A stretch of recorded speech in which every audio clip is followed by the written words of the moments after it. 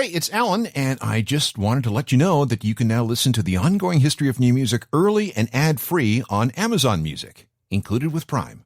All right, let's get this done, okay? Now, I just want to finish up with 2020 and move on.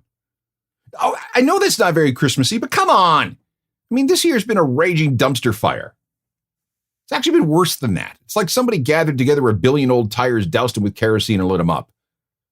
No, that's not an exaggeration. I mean, look, the pandemic, economic ruin, the Trump clown show, most of California got burned up, wildfires in Australia wiping out all those cute koala bears, the death of democracy in Hong Kong, Ebola came back. We had so many hurricanes that they ran out of names. There was the explosion in Beirut, George Floyd, Kobe Bryant, the Tokyo Olympics were postponed, murder hornets, locust swarms in Africa, the mass shooting in Nova Scotia. Neil Peart died, so did Eddie Van Halen. The QAnon freaks, toilet paper shortages. No, we need to move on. We will wait for our vaccines, we'll get jabbed, and then figure out what the new normal will be, whatever that is. Let's just, come on. I just want to get out of here. Let's just start recording. What do you mean you already have? No, you've got to delete everything I just said, right? We can't have the annual Christmas show start with me whinging about everything. You know, I was just being honest. But, oh, good. Deleted? Yes. Okay. Let's start again. Okay, cue the bloody Christmas bells. Welcome, everybody. It's Christmas. Isn't that great? Here's the annual ongoing history of new music Christmas show. Okay, stop there. I think that's happy crappy enough. Just play the theme and we'll get going. This is the ongoing history of new music podcast with Alan Cross. Now, I just want to make sure you didn't include all that stuff I said off the top. You deleted it, right? Okay, good. All right, here we go. Hello again, I'm Alan Cross, and this is the 23rd annual ongoing history Christmas show. And yeah, I know that 2020 has been a challenging year, but let's look at some of the good things that happened. Many of us learned to bake bread. Drive-in theaters made a comeback for both movies and concerts. Sweatpants are now accepted work attire. Tiger King was fun, wasn't it? And what else? Let's see. I'm sure there were many other nice things about 2020. I just can't think of them right now. Oh, less pollution because of less traffic. Dog shelters were emptied out because so many people were adopting. We got out for more walks. Oh, and here's a good one. Africa was declared free of polio in 2020. So that's a good thing. 2021 is going to be a transition year. Vaccines have to be administered. COVID cases will come down. And I'm hopeful by this time next year, we'll be in a much better place. Optimism is the best cure for anxiety. Now, let me explain what we're going to do on this program.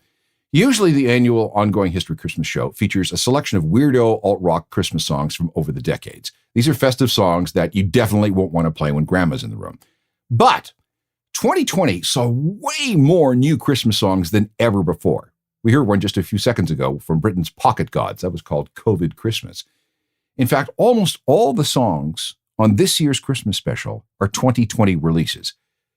Everybody is getting into releasing Christmas music now, and I'll explain why in just a bit. But first, let me give you a couple more examples of what's new for this year. Back in early November, The Offspring suddenly released their version of the 1963 classic by Darlene Love, which was first given a punk rock afterlife by Joey Ramone about 20 years ago. Here's what The Offspring did with Christmas, Baby Please Come Home.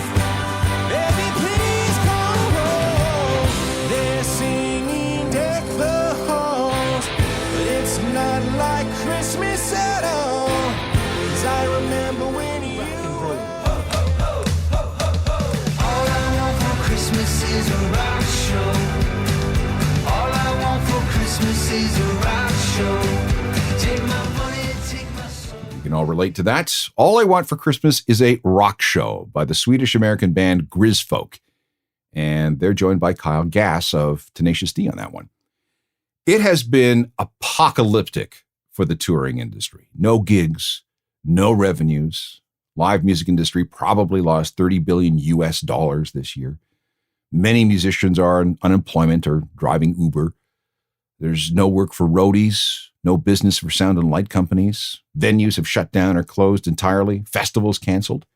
But there is good news on the horizon. Vaccine distribution and efficacy willing, of course. Glastonbury says it'll be back in June 2021. Osheaga is ready for Montreal in midsummer.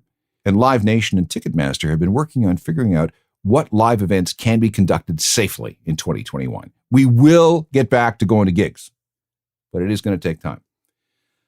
I was out of the house on errands the other day, mask on, social distancing in effect, using hand sanitizer whenever offered. And I kept hearing the Beach Boys' Little Saint Nick everywhere I went. I heard it in the drugstore. I heard it in the grocery store, the takeout place where I grabbed a burger. I think I was exposed to this song 5 times in about 90 minutes. And this is the reason why I feel the need to push back with something similar but different. This is another 2020 release from Southern Culture on the Skids, a North Carolina band that's been in operation since 1983. This one's called Surfing on Christmas Day. Santa, won't you bring me some waves? I got an ice cream headache when I paddled out. Water so cold, make me scream and shout. I can't feel my nose or my ears, but it's my favorite. One night a year where all is right. Gonna tie one on a little tie. From Dundas, Ontario, that's the Dirty Nil with their 2020 Christmas single, Christmas at My House. They had a really good year. They made some serious inroads on American radio. Their third album, F Art, will be out on New Year's Day. And I'm a fan. Here's hoping that 2021 will be good for the Dirty Nil. Back with more weird festive stuff in just a moment. This is the 23rd annual Ongoing History of New Music Christmas special. That time of year when we fight back against all the mainstream stuff that we hear on radio stations that flip to all Christmas formats. Now, from what I understand, the first station to play nothing but holiday music in 2020 was in Ohio, and they started with the Christmas tunes on September 28th at 12:25 p.m. See what they did there? 12:25.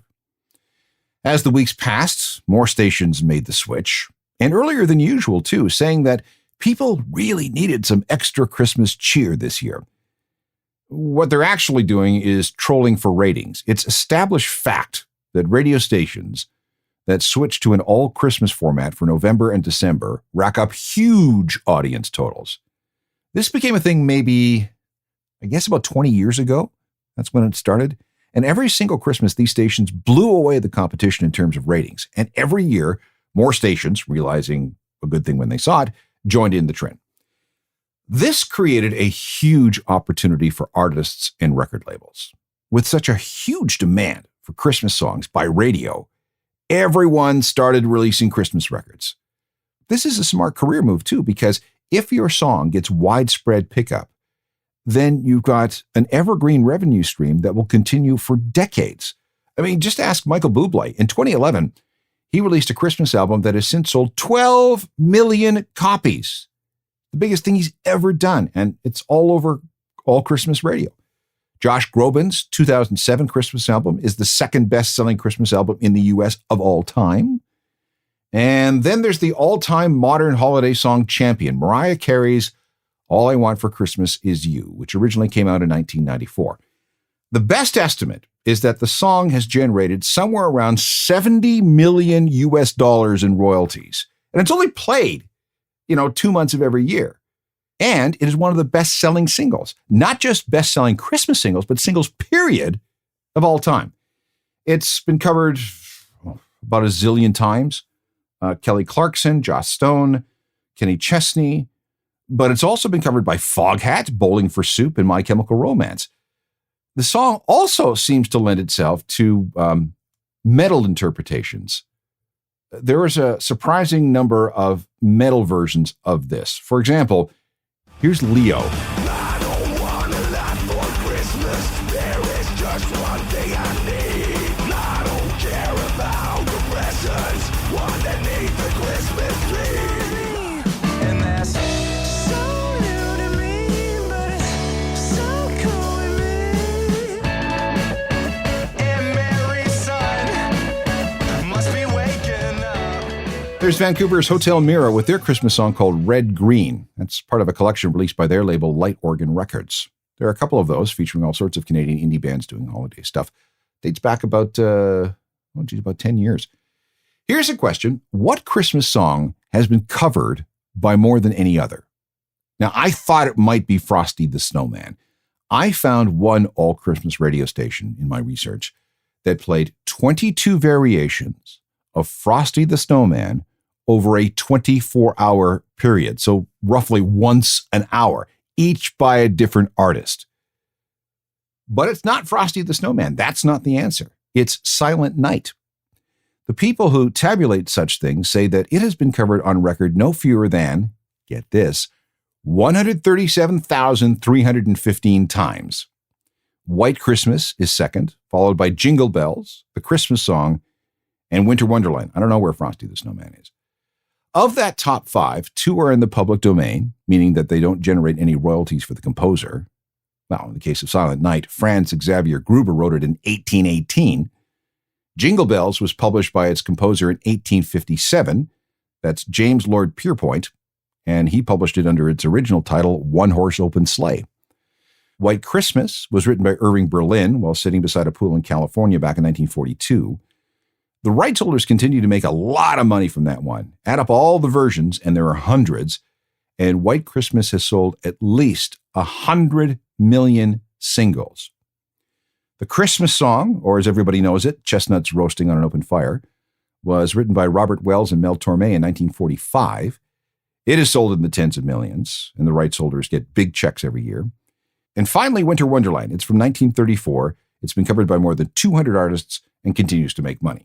So, you see, this is why so many artists are recording Christmas songs. If one of their tracks becomes even 1/100th as successful as any of the songs I just talked about, they're set for life and beyond. Here's another perennial moneymaker. In 1941, Catherine Davis, a classical composer, wrote Carol of the Drum, apparently loosely basing it on a Czech song that's never been found. By the end of the 1950s, after being recorded by many different artists, the song's title became Little Drummer Boy. Now, to date, there are more than 220 versions of that song in almost a dozen languages. This one is from the LA indie pop duo The Bird and the Bee, and one of their biggest fans is Dave Grohl. And he is the Little Drummer Boy on their recording. Listen.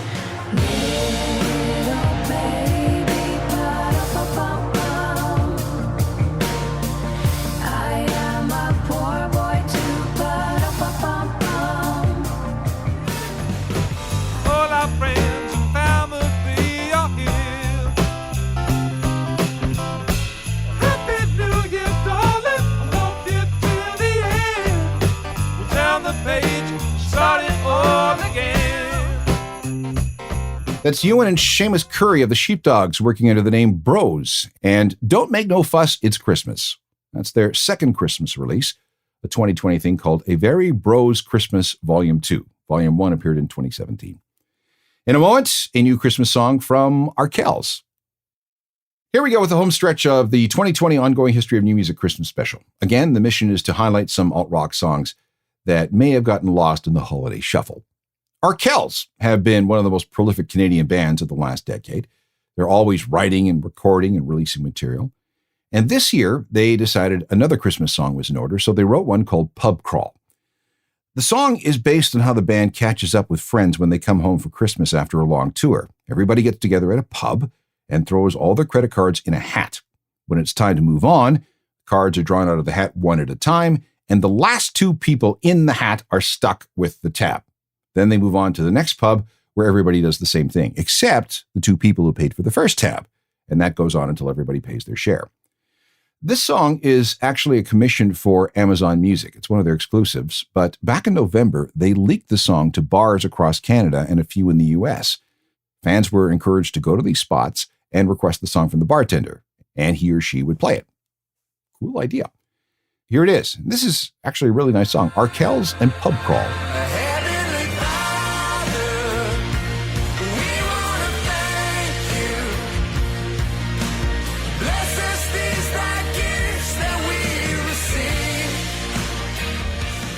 Great Christmas song from Arkells. Now, we have this. It's going to get weird. Researchers have long known that dogs love reggae. Scotland seems to lead study in this area. After testing plenty of dogs, they found that their stress levels went way down when exposed to reggae music. And this is because they think reggae has rhythms that are similar to a dog's resting heartbeat.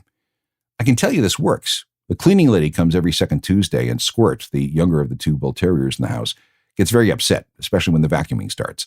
So I take her into the office and I put on some Bob Marley, and within minutes, she's asleep, calm as can be. Taking all this research and more into account, we now have a Christmas song for dogs in 2020. This is from the UK. It was created by a vet and a dog behavioralist. It includes sounds and noises that dogs really dig, including squeaky toys, bells, and offers to go for a walk. And yes, it is set to a reggae beat. Oh, and they recorded this at Abbey Road, believe it or not. It's called Raise the Woof, and sales go to an animal charity. Runs less than 2 minutes, and if you have dogs around, check out the reaction. Where's the squirrel? Squirrel! Sit. Sit. Treat. Dinner time. Who's this? Who's this? Treat. Sit. And that's supposed to be a Christmas song for dogs. The Christmas angle makes a lot more sense if you watch the video. And finally, as we have done at the end of each Christmas program since 1994, we give the last word to Henry Rollins. Now Dasher, now Dancer, now Prancer and Vixen, on Comet, on Cupid, on Dunder and Blitzen, to the top of the porch, to the top of the wall, now dash away, dash away, dash away all, as dry leaves. And that does it for another year of the ongoing history of new music. This has been a going concern almost continuously since 1993. And if you're counting, this is program number 904. A couple of hundred have been turned into podcasts. And those podcasts have been downloaded more than 10 million times. So thank you for your support and feedback. It's more appreciated than you know. We'll take a bit of a Christmas break and then return with a long string of brand new episodes for 2021. And then I'll inevitably end up back here with the 24th annual Christmas show in 12 months. If there's anything you need to communicate to me, send something to alan@alancross.ca. I will get right back to you. There's my website, which is a journal of musicalthings.com. And I'm always on Twitter, Facebook, and Instagram. Have a great holiday season. Stay separate, stay safe, stay healthy. Maybe don't travel. Wash your hands, wear a mask. And remember what I said earlier. The best antidote for anxiety is optimism. Things will get better in 2021. Technical productions by Rob Johnston. I'm Alan Cross. You've been listening to the Ongoing History of New Music podcast with Alan Cross. Subscribe to the podcast through iTunes, Google Play, Stitcher, Spotify, and everywhere you find your favorite podcasts.